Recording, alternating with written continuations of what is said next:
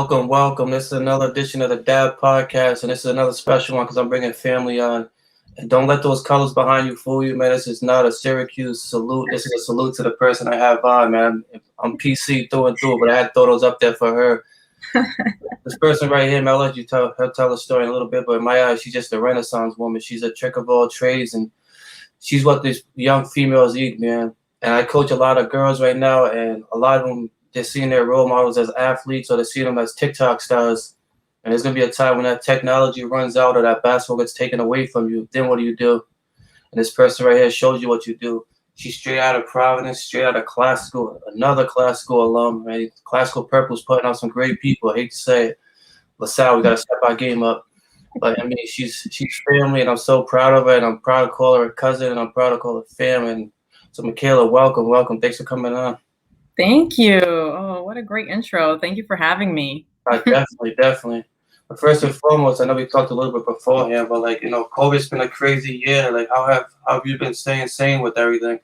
Oh gosh, it's been tough. But also, some good things have come from that. I mean, I remember the first day, I think it was like a Tuesday or March 13th, whatever it was, and they closed down all the courts, and my office was closed, and I was like, what the heck is happening? And just a couple of weeks before, I was in New York. So I didn't even really, I was, celebrating my birthday with some friends, and I didn't, really hear about COVID until a couple of weeks later. And, but since then, I've worked out, I was eating well for a little bit. I wasn't eating fast food all last year. And then now, trying to get back on the bandwagon of working out, but it's been okay. And then of course I got engaged. So that was cool. That was really great. Congratulations on that, man. I've seen your photos, the coaches guys, the power couple. I know you probably got a lot of people reaching out to, but congratulations. And how's that feeling like? Thank you. Yeah, it's been great. I mean, it's kind of like, I guess I feel a little bit different. So now I catch myself saying, okay, no, it's fiance, not boyfriend. Gotcha. Because we've been together for, 4 years and in a couple of weeks. But it's been great. I mean, we're planning this wedding, and I guess I'm a pandemic bride or COVID bride. But it's not until next year, January. But it's been good. It actually has been a seamless, knock on wood, preparation and planning process. So that's been good. I know for the guy it's always seamless because my job was just to show up, so it was easy for me. Yes. Now, so far, no plans have been held up or waiting to see what COVID does. Everything's been free going for you guys. Yeah, I mean, and they just in Massachusetts opened up more things. So the inside venues and stuff, they're starting to expand the amount of people, which is great, and the outdoor events as well. So that's been good, but we're just kind of taking it as if COVID didn't happen. And then if we have to cut down, then we'll do that. But our plan is to still go forward on that day. It's really about us and, not so much about the pomp and circumstance of it. Now, I know for you, you being a prosecutor and being so young, I know coming up, it's had to been tough to just adjust on the fly and adjust with everything goes. So what's been that life coming up as being a young Black woman, on top of that, coming up in a field where it's predominantly dominated by men, and it's second thing, then you'll have women, but majority white women. How's that been coming up, especially in your area that you're in? Yeah, that's a good question. It's been a little tough. I mean, now it's okay. But I will say I did get a lot of resistance, in law school, because, I'm a Black woman, and, being a prosecutor, it's like, oh, you're a sellout, you're an Uncle Tom, you're this, you're that. But at the end of the day, my job is to pursue justice. My job is to pursue justice for not just the people of the Commonwealth or the alleged victims, but also for defendants. And so I think sometimes people forget about that. And, now we're in this time, in the pandemic, George Floyd was murdered. And now it's an important time that everyone's kind of looking at, what is the criminal justice system? And sometimes there are a lot of injustices. We've seen that across the board. And now that the trial has started, it really is bringing light, and everyone's kind of paying attention and keeping their eyes open, their ears open, and in tune to what's happening. And so, but for me, it kind of keeps it keeps me on my toes. I don't back down when people, don't like the fact that I'm a prosecutor. Mm. I just continue to move forward. I know, like with me, like growing up, every time I didn't, not to say I wasn't for the Black Lives Matter, but if I wasn't like out there supporting at a rally or whatever else, people looked at me like, "Oh, you don't support." So you being a prosecutor, if it's like you gotta like watch what you say when it comes to certain topics, and you can't just say what you feel all the time. So how's that been with friends? If say they want you to be more vocal with your position. Have you ever had to run into that?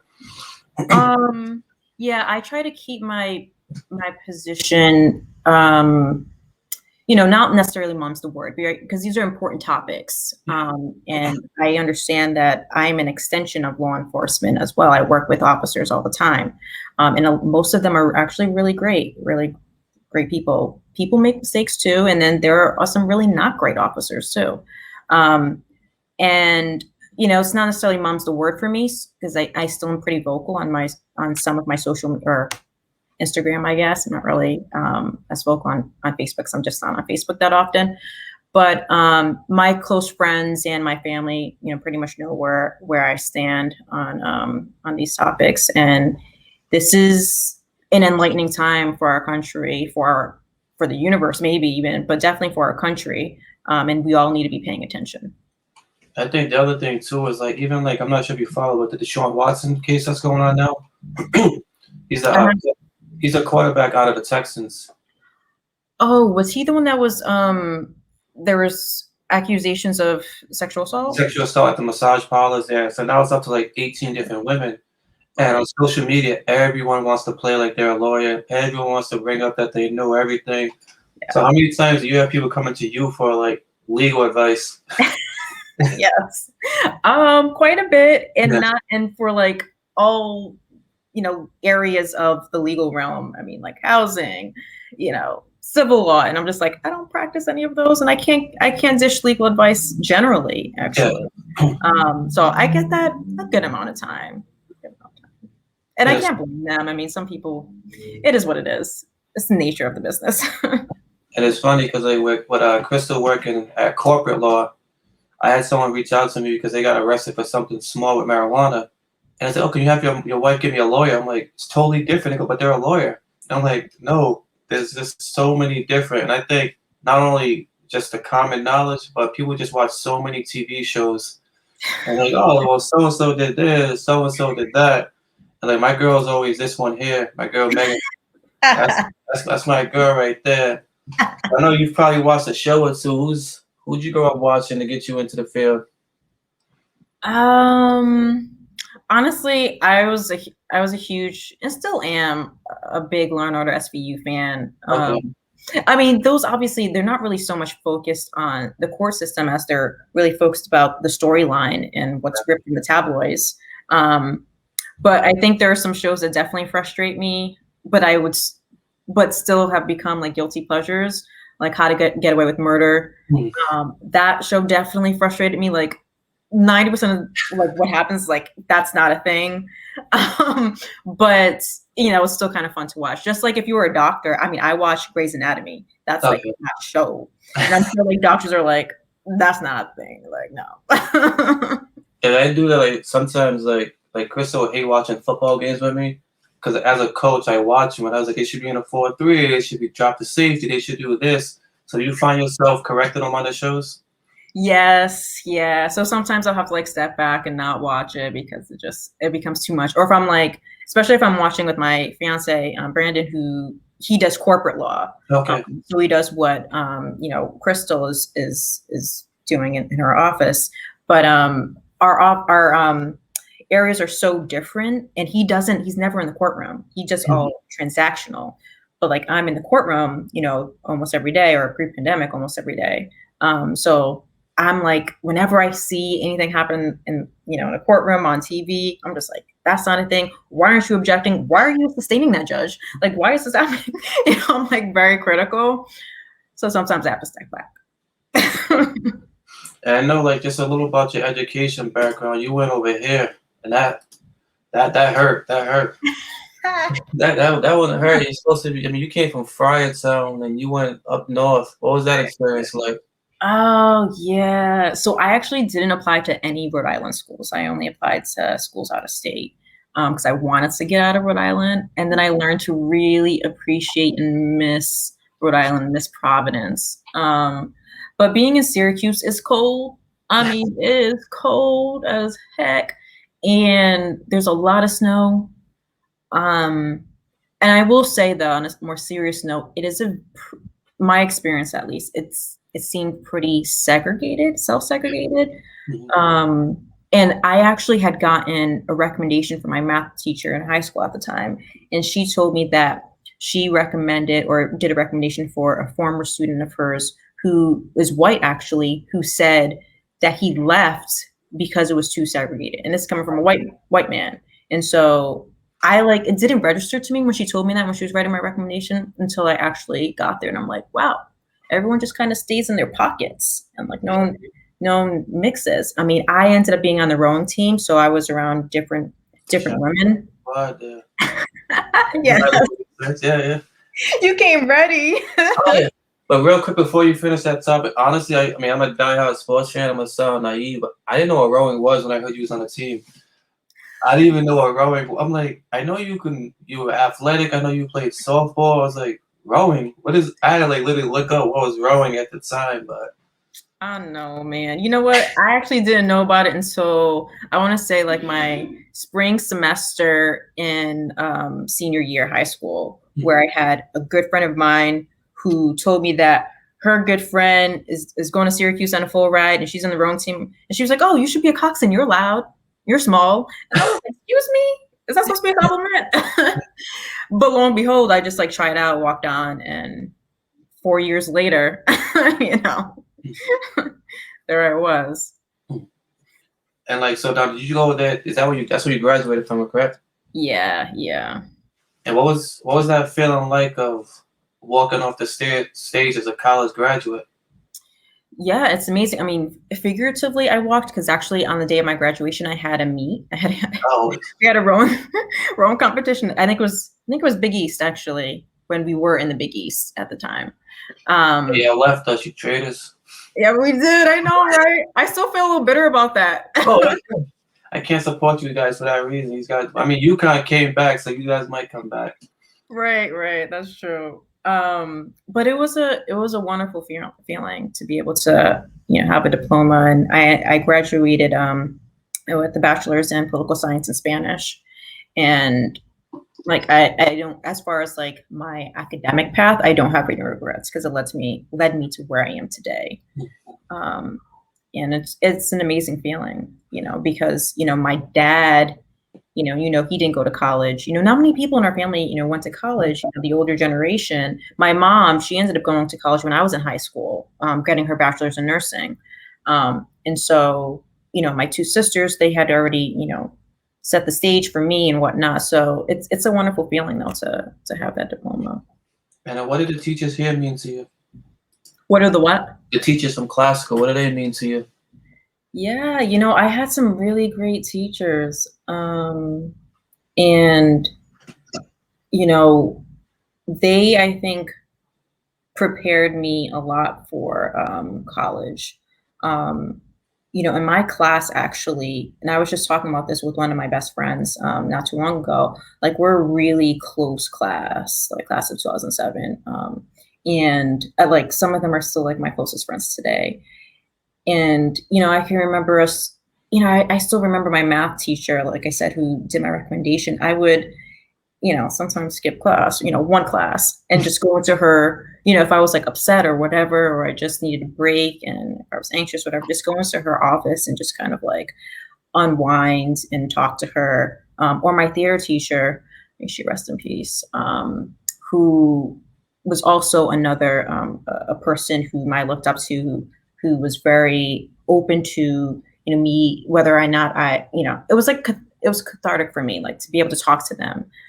But also they prepared me academically. I mean, classical is a college prep school. And so it's no wonder that a lot of people who graduate are doing such great things because it does prepare you well. And it's crazy because like Providence still has that stigma of like Providence takes like you stay in those small pods and you want to stay and stay with what you know. So for you to like just say I don't want to be in Rhode Island, that's a big change for a lot of kids coming up. What made you make that decision? I think I was like tired of just being in this small state, Yeah. small town, and I just needed to see something bigger. If there was something bigger out there for me, and I don't regret it. Obviously, I think at some point I was like, oh man, I really miss home, and I ended up coming back to New England. But it worked for me. Maybe it doesn't for everyone, but I also, part of me also wishes like, now I live in Boston, that I would love to like keep, would love to give back to, in a more substantive way, to like my high school or to my community that I grew up in, South Providence, or into the law school, because I did go to Roger Williams Law School. But, we all have our own path that we have to. And the crazy part is when you bring that up about giving back, like me, I went to play for one football team growing up. Now I coach at LaSalle.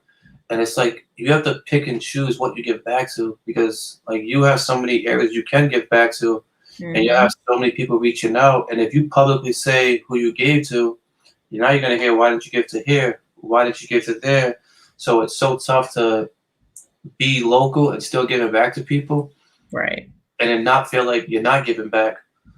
So sometimes you got to sit back and be like, I got to do what's best for me and my family. And when you do that, you consider a sellout, you consider this. And I'm like, what do you want me to do? I can't give to everybody when I have my own. Exactly.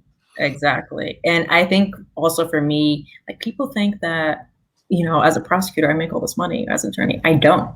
I'm a government worker. So I don't have, all this money to be like giving out willy-nilly and all the time too, because I work quite a bit too. Not nearly as much as my fiance does, but there's a lot of hours and a lot of stress and anxiety that comes with the job. So, I would love to give back in more substantive ways, but alas, and at some point I hope that I will. And I feel as if I will. Now I know, like you still not. Did you guys meet at Syracuse or Roger Williams? How did that come about? Well, I'm sorry, one more time. You and Brandon. How did you guys meet? Oh yeah, we met in Roger Williams actually. Okay. He was, so we're the same age, but I had taken 2 years off of after Syracuse, and so he just went straight from University of Maryland into Roger Williams, and so he was 2 years ahead of me. Maryland, huh? Okay. Had a tough loss last night. Yeah. Yeah, I think they did.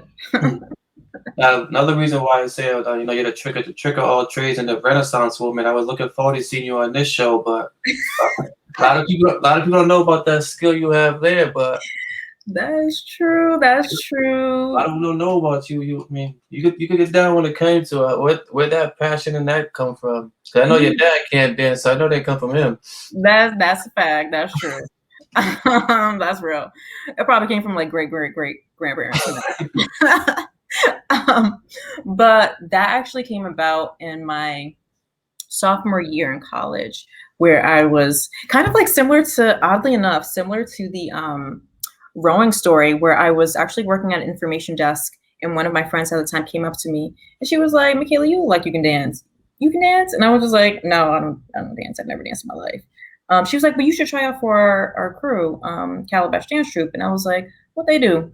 She's like, oh, we're Caribbean hip hop. I was like, I don't know anything about Caribbean, anything. But I tried out, and like growing up, I was more like a tomboy than not. And so I was, I did learn some breakdancing. I will say that I did learn a little breakdancing. So I did that in like my solo portion, and they like loved it. They like ate it up. And then the rest was history. And I was like, yeah, this is a hidden talent of mine. I guess I can do this. Maybe not professionally, but I can see myself doing this as a strong hobby. Now, do you got like a little surprise dance lined up for the wedding, or that? Well, the surprise, I can't say. Oh, you okay. I ain't gonna say, but we shall see. You shall see. Now, is Brandon dance too, or he's not a dancer? He can do a little 1-2 step. He's got rhythm. He's got like the same sort of moves as like token moves, but he's not like this, like, let's keep it here, He's out there. He's got rhythm, which is more important. And that's so like you guys, I mean, both being young, being in Boston, like right now, the tension, a lot of it is calming down, I would say. Hopefully it stays that way. But one thing I always wondered, because I've been in Boston for a game here and there, but like a lot of people say Boston's one of the most racist cities to live in. I've never lived there, never been around too much. But it's like you guys are both doing great in your profession. You guys are doing great. Like how do you feel about living in Boston as two black people? I have heard that quite a bit. And I think there is some teeth to it. I think I mean Arx, I can't speak on his behalf, but so we've been in East Boston, or in Boston rather, for a couple of almost a little over a year, and then we lived in Brighton before, which is just basically Boston. It's not diverse at all. Mm-hmm. I will say in the part of Boston we're in now, well, it's the specific area that we're in now is very gentrified, I will say. And when you go more into the city part of our city, our part of the town that we live in, it's more, people, Latinx individuals. There's a large population of Latinx, which is great. And I feel guilty. I actually do feel bad of, that I'm kind of complicit in that respect because, kind of part of the gentrification process. Would I like to see more people of color in our, community? Yes, for sure. But it's just so hard when, a lot of people of color aren't afforded the opportunities that in some ways we're privileged to afford. So, but Boston is, it's what you make it.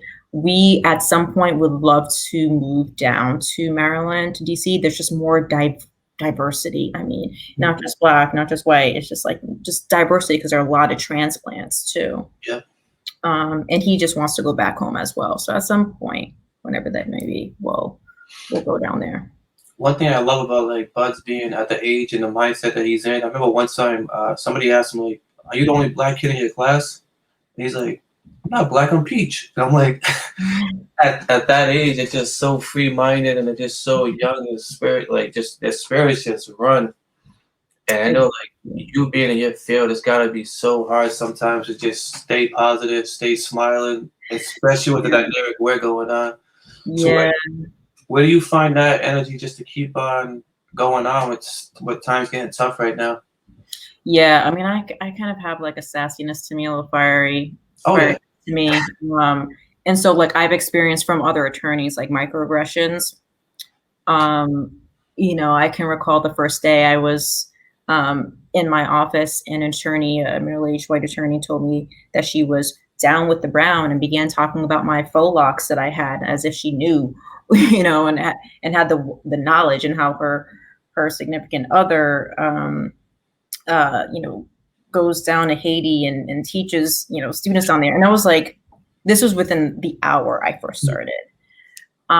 So that was my first experience. And then there have just been like other things that have happened, while, people mistaking me for a receptionist or like a, sports staff or what have you, instead of, me being an attorney, not believing that I'm an attorney. So there are things that happen. Of course, you deal with things just legally with the job, cases that I can't, of course, talk about, but it's apparent. And I think that people are waking up. Like it's always been there, right? This current, but I think people kind of just like buried it and like didn't want to talk about it. So, for whatever it's worth, it's good that it's all out there. It's good that I know who people are, how people I really identify, because at least I know how to deal with you moving forward. And like one thing too, I always tell Bud is like set a goal and go get it. And we first talked about doing a podcast. He said he wanted to do a video that 100 people watched. And in our first one, we had 120 people. So he's like, "Oh, that was easy. Let's do another one." We made a video, and I talked to a guy in the NFL, and he reposted it. So I went back to him. I was like, "But we're at 9,000 views," and he's like, let's shoot for 100,000. I'm just like, all right, let's like, a little slow with the goals and everything. Yeah. Like you keep on like crushing your goals. Are you done? What's next for you? I mean, everything you. Yeah, I mean, at some point, I would like to work for the U.S. Attorney's Office or work federally, and then after that, I'd like to be a judge. Okay. Yeah, I mean, that for me is the end goal. You know, the ultimate dream would be a Supreme Court justice on our United States Supreme Court, but Yes. that is a very, very far-fetched dream, but a dream I'll still retain nonetheless. You never know what can happen in the future, Mhm. but I think for people, especially for young women, young Black women, or just young people in general, to know is that you're going to have doors closed. You're going to have people who don't want you to succeed, whether they tell you that or not. And that you have to continue to strive and move forward in the face of that adversity, in the face of like knowing that those types of individuals or those obstacles are there, because they could be right around the corner, and you have the wherewithal to just keep moving forward. And as cliche as it is, like not give up. Now, have you ever been afraid to like knock down one of those doors when they say like it's not like you can't do this, you can't do that? Like, where does that like fearlessness attitude comes from? Yeah, no, I welcome any sort of challenge. I think it almost kind of gives me a fire to keep trudging forward if the door is closed. It's like, okay, well, I'm gonna knock down the next one, and then I'm gonna come back to that door and knock your door down. Thank you. Because that's always going to happen unless you're just like this incredibly like magical person, like fictitious person that doesn't really exist. But like there are always going to be those obstacles, and it is harder. It is hard for women, and that is, especially my field, it is hard for Black women. And I will say I'm very fortunate to be, in an office where there are a lot of women prosecutors, which is great. More, I think, than men. But I am one of maybe 6 folks of color in the largest county in the Commonwealth. So, that's not easy to take, but I wish that, like Bud, I wish that more adults had that youth mindset. Just like it just shouldn't be about color. It shouldn't be about what a person looks like, just about their character. It's crazy. I had Lindsay Hayaduka on from Channel 10, and talking about her being like a female reporter. And she told me the story, I guess, of a reporter in Australia. He wore the same suit every day for a year and just changed his tie, and no one recognized. But she's like, if she don't look a certain way, how much she gets bashed and everything else. So as like a female, like you have so many extra expectations and extra things you have to worry about, and like looks of color, look of just looks in general shouldn't be one of them. Right. But you guys, that's why I want to like salute women, especially not just in March, but always, because the stuff these guys go through, I didn't even realize the extra things that go into being that these guys gotta go through. Mm-hmm. If you're not smiling or if you're not like happy-go-lucky, someone's like, oh, it's that time of the month, or it's this, or it's that, and y'all gotta keep on grinding. That's why I wanted to definitely bring you on and salute you for that. Yeah, definitely. I mean, I can even say right before the pandemic hit, I had an attorney, and I like to change my hair up. I change my hair up all the time. Now it's a little harder in the pandemic because I don't have someone who's like working on my hair that I can just like go to because of the virus. But hopefully that will change up. But I had this attorney who I had just changed my hairstyle back to like its natural state. I have like very curly, tight curls and like a little afro, and I've always been really self-conscious to wear my hair naturally because I was just like the story I'm about to tell you. I was afraid of that sort of feedback, and this attorney kind of, rubber stamped my legitimate concerns about that, was because he said, well, I liked your hair before, because before my hair was like, I had extensions and it was like just straight. And he was just like, yeah, I don't think that's professional. Imagine. And I was just like, well, yeah, I didn't ask you your opinion. So can we just talk about this case? Okay. But that's real life. Like that happens. And that's just only a couple of examples. Like it's happened quite a bit. and people know I don't play. I will come back and let you know. And it's crazy too, because just seeing your drive and seeing your passion, I know you've had a lot of inspirational people that helped you get there. And I know your mom had a huge impact, and she's a go for everything she did, raising you three queens. So what's her impact on you? Oh man, tremendous. Kind of gets me a little choked up thinking about her. She is just a phenomenal woman. I mean, in the face of adversity, I mean, dealing with three young girls who were 2 years apart. So like you imagine like when they're children, like when we were children, it's just like, 2, 4, 6, like that's a lot to be dealing with. And my dad will say the same thing. He'll be like, he credits our like how we are today to her.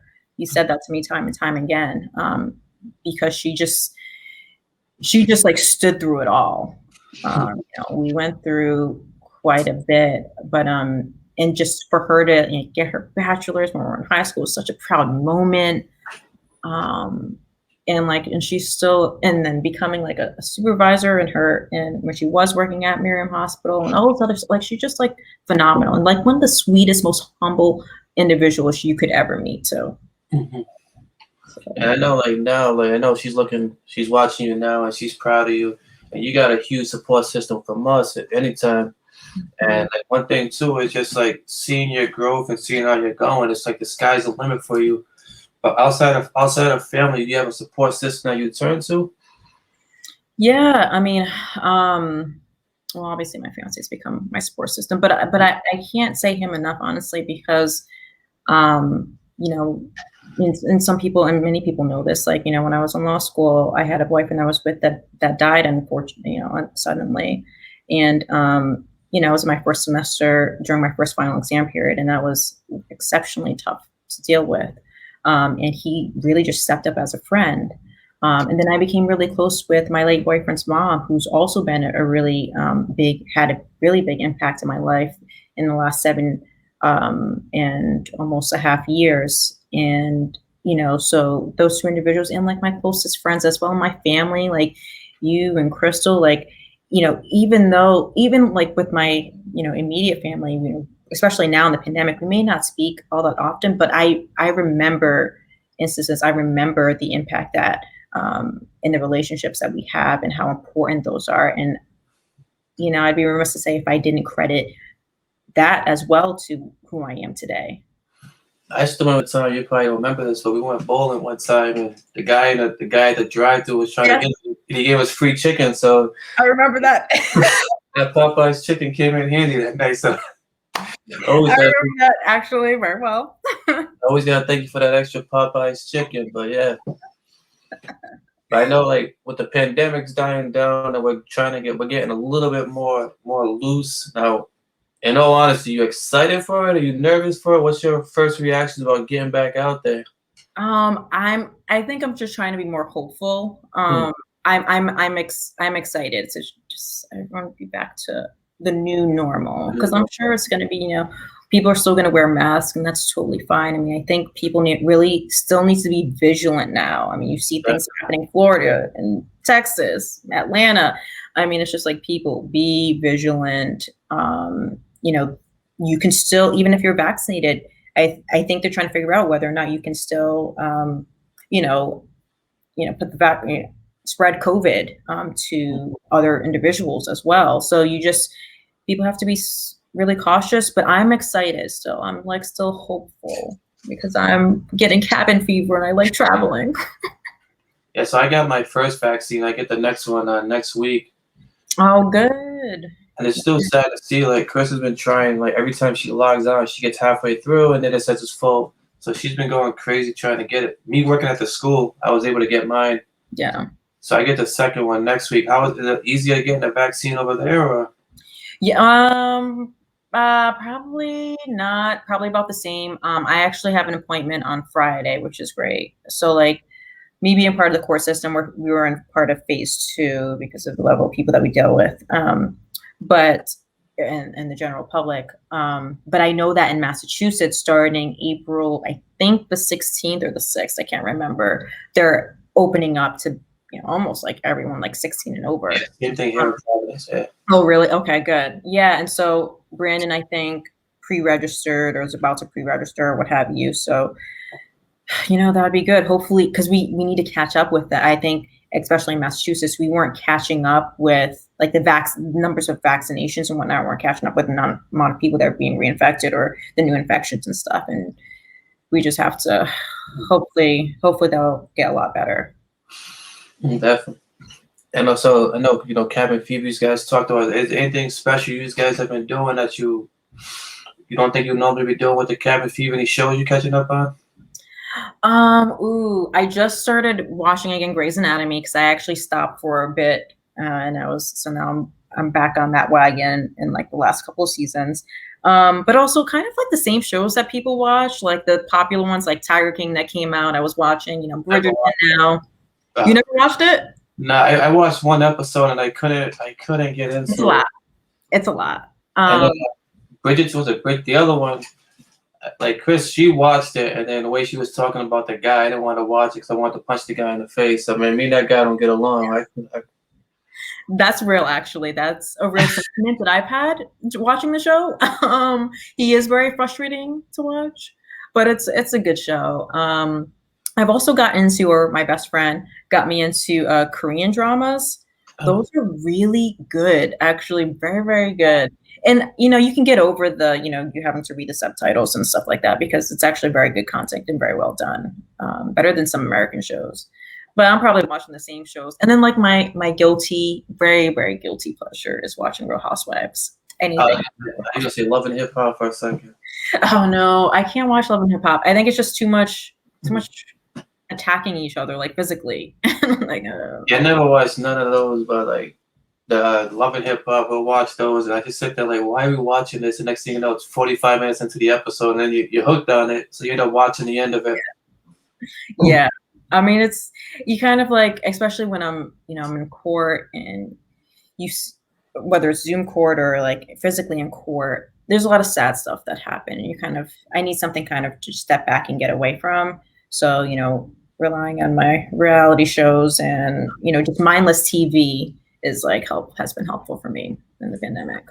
I know you just said it, but I didn't even think about that. Like Zoom call, what is that even like? Oh man. That's gotta be weird. It's weird only because I think it depends on the court. Mm-hmm. But it is very weird because we can't, how do you argue an emotion exactly. That you have, like emotion to dismiss, emotion to suppress? Like I like using, probably can tell, I'm a gesture person. I like using my hands. I like cadence, like moving back and forth, but I don't have that. So I don't have that crutch. So it's very hard to make poignant or powerful arguments. And sometimes actually in the court that I'm in, it's just really by phone. So I'm not even seeing people. I'm seeing how they're like reacting. And that's really hard. We're not doing jury trials right now, obviously because of the pandemic. They did try doing one jury trial, and that was interesting, what I've heard. I don't know if people wore masks. I kind of think that they did, which arguably, I don't know if you could appeal that because you have to assess the person's credibility, looking at their faces, facial expressions. So it's an interesting time, Zoom court. I learned that from that show. You ever watch Bull? Bull? Bull, yeah. No, I never heard of it. He's like a jury on a selection for the jurors. And he'll judge by their reaction. He'll judge by. It's a good show, and it's like he has to see their reaction. He's like, nope, don't pick this juror. This one's turning green. This one's turning red. And just seeing it, it's like I wonder how accurate that is. But being Zoom must be impossible to do with him. Yeah, that's an interesting show, though. I've never heard of that. That's an interesting. Yeah, it's with Jason Durham or something like that. I'm terrible with actors' names, but it's a good show. Oh, I'm gonna have to put that on my list then, because I am impaneling a jury is very interesting. It's one of the more fun parts, honestly, because you get to know the jurors, even if it's just like a little bit at sidebar. You just you have a real conversation with them, so it's kind of cool. And I did have an internship for a judge in my first year of law school, and we actually, and this is very unusual to do, he actually would allow us as interns to have a conversation with the jurors after they already, the trial was done. For civil. He was in civil. I'm not sure how that would pan out for criminal, but and you got to see how very clinical they were in their approach, how very technical. Like they didn't really care about the emotions of like the victims or the plaintiffs and stuff like that. They were just like, this is the law. And it's so interesting because you never think about like, wow, okay, they could see it in this very clinical, like this is what it is fashion. So it's kind of cool. Yeah, I remember one time, I want to say 2 years ago, Crystal got picked for the grand jury. Oh. I was like so scared, but at the end, she was the felon. She was the alternate. Mm-hmm. So she didn't actually go on to the trial. I was just like, I don't know how comfortable I am with that. And she's like, the jury's in another room. So it was nothing to really worry about. It was just knowing that it's a grand jury and the case that she was on was like a huge case because on a grand jury, but just scary to see. Like, do you ever have that feeling when you're prosecuting someone? I mean, I would never be picked for a jury just because. No, I mean, just you as you being a prosecutor. Oh, in what sense? I guess like as if like you having to prosecute somebody, and depending on the way the case went, do you feel nervous of the outcome at any time? Oh, yeah, because sometimes you think you have a sense of how it will go, and then once they deliberate and they come out, it's just like they went the complete opposite direction. I think jurors are pretty good at being like very straight faced. Sometimes I'm trying to think if there's been an occasion because I don't really have like the craziest cases because I'm not in superior court, I'm in district court, so I'm not dealing with murders and really serious assaults and stuff. But I deal with some serious cases where even then I think jurors can be very just like they're just there for business.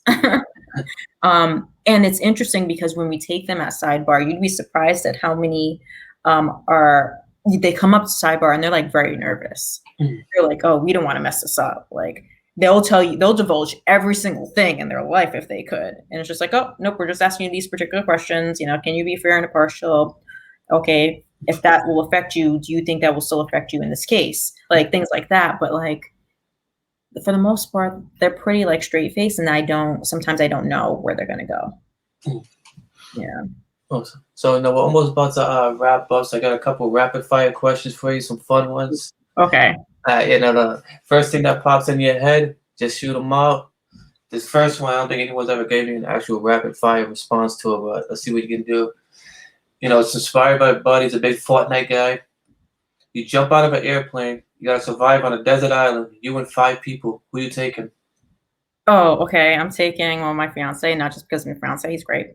I'm going to take two of my best friends actually. Can we take animals too? Yeah, you can take animals. Good people.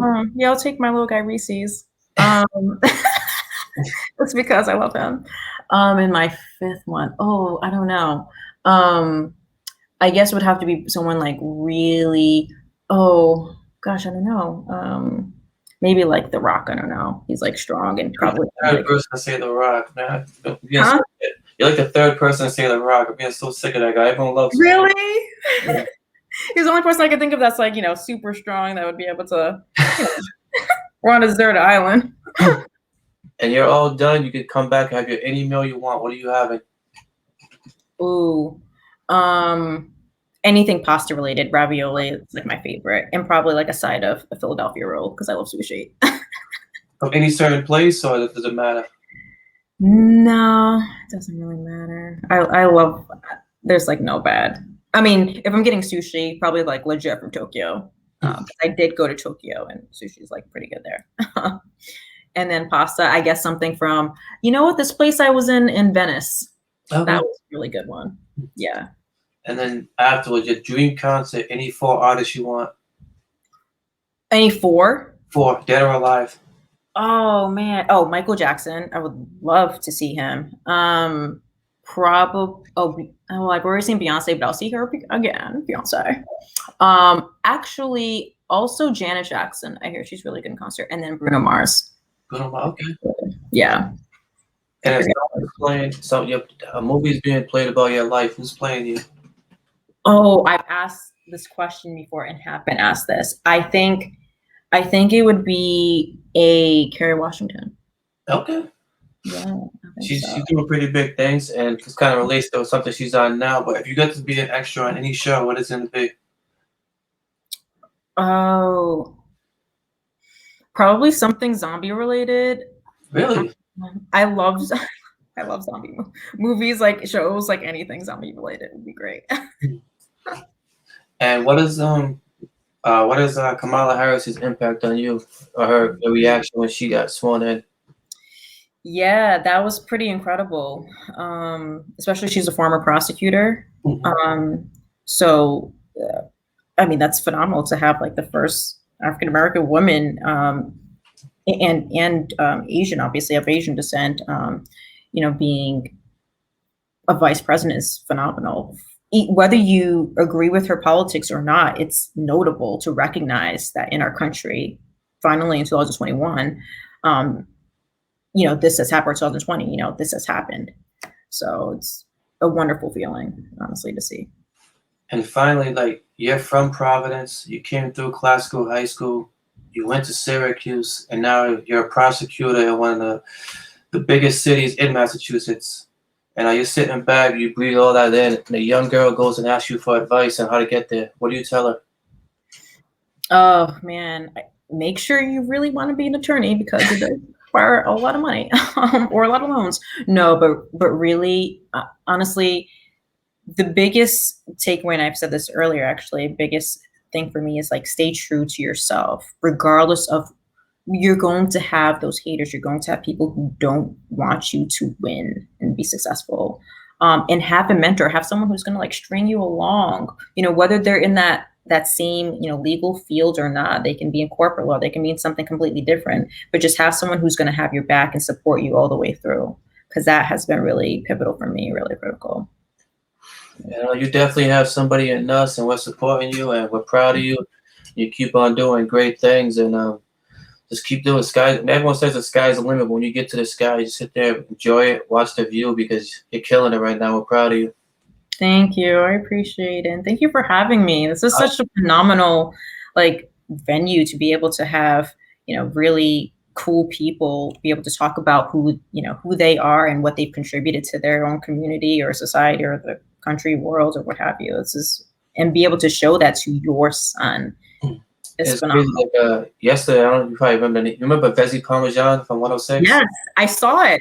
Yeah, I had him on yesterday, and he's all the way in Oregon, and we connected. And that's the power of social media and being locked in. You can use it for different platforms, and it's just like there's ways you can still do great things, even though you can't do them the way you used to. It's all about adapting and finding new ways to get out and do something great. And right, you never know what opportunity is there until you try to take it. And we're just shooting for the skies right now and just keep on going.